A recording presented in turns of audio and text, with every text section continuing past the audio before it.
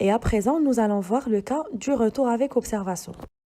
Cette fois-ci, suite au contrôle effectué, l'agent va choisir une décision de contrôle portant sur un retour avec observation. Le bouton note d'observation préalablement implémenté lors de la première version permet d'insérer la note de rejet qui doit bien évidemment être numérisée et enregistrée sous format PDF.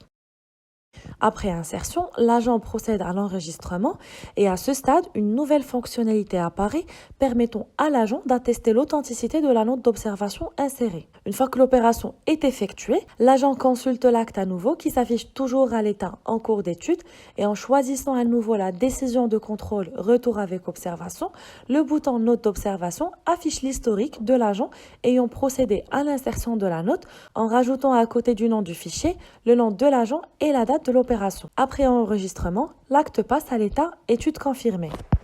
L'agent reconfirme la décision de contrôle et l'acte d'engagement prend l'état contrôlé. Arrivé à ce stade, la partie réservée aux références de visa sera désactivée chez les agents et ne sera visible que chez les viseurs habilités à viser sur le système. À présent, nous allons retourner du côté du trésorier et après authentification, le comptable consulte l'acte à l'état contrôlé. Et suite au contrôle effectué, le viseur procède au visa et au niveau de la liste déroulante, seul le nom du viseur qui s'est authentifié apparaît et la date de visa est horodatée par le système JIT et ne peut plus être saisie manuellement.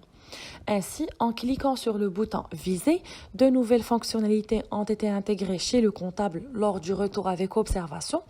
Premièrement, le système affiche une fenêtre de confirmation de l'attestation d'authenticité de la note d'observation préalablement insérée par l'agent.